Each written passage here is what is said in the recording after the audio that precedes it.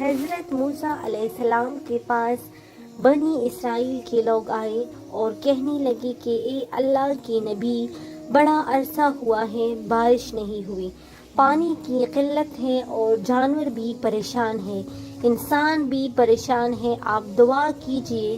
حضرت موسیٰ علیہ السلام نے فرما دیا کہ اچھا، ساری قوم کے لوگ باہر کھلی جگہ میں آئے اور میں دعا کراؤں گا۔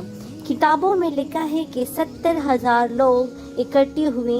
حضرت موسیٰ علیہ السلام نے خوب دعا مانگی، اللہ سے گڑ گڑا کر فریاد کی، مگر بارش کے کوئی آثار نظر نہیں آ رہے تھے۔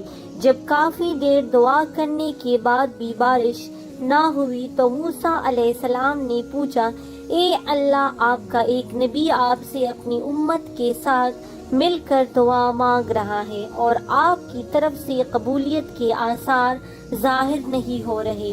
رب کریم نے فرمایا کہ اس قوم کے اندر ایک بندہ ایسا ہے جو 40 سال سے میرے ساتھ گناہ کے ذریعے سے لڑائی کر رہا ہے، یعنی وہ گناہ کر کے میرے ساتھ گویا لڑائی میں لگا ہوا ہے، اور اس کی وجہ سے میں بارش نہیں برسانا چاہتا۔ حضرت موسیٰ علیہ السلام کو بڑا تعجب ہوا۔ انہوں نے اعلان کیا، اے لوگو، تمہارے اندر ایک ایسا بندہ ہے کہ جو 40 سال سے ایک گناہ میں مبتلا ہے اور اللہ اس سے ناراض ہے، اللہ اس کی موجودگی میں بارش نہیں برسانا چاہتے۔ میں اس بندے سے کہتا ہوں کہ وہ یہاں سے نکل جائے اور اس کی وجہ سے دوسروں پر جو مصیبت آئی ہوئی ہے وہ ٹل جائیں۔ حضرت موسیٰ علیہ السلام نے جیسے ہی یہ اعلان کیا تو تھوڑی دیر کے بعد بارش ہونے لگ گئی۔ حضرت موسیٰ علیہ السلام بڑے حیران ہوئے کہ کوئی بندہ باہر نکلا بھی نہیں اور بارش بھی شروع ہو گئی، اور اللہ فرماتے ہیں کہ اس مجمع میں ایک بندہ ہے جو میرے ساتھ گناہ کے ذریعے جنگ میں لگا ہوا ہے۔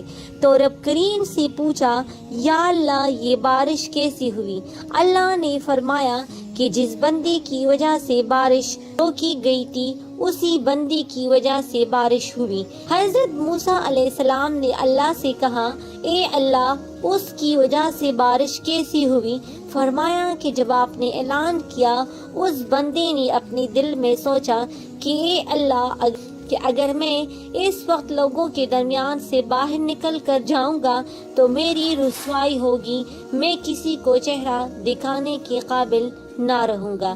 اے کریم آقا، میں نے 40 سال آپ کی نافرمانی کی، آپ نے مجھے ڈیل دے دی، اور اب میں آپ کی بارگاہ میں گناہوں سے توبہ کرتا ہوں، آپ قبول فرما لیجئے۔ جب اس نے اس عاجزی کا اظہار کیا تو مجھے اس پر رحم آ گیا۔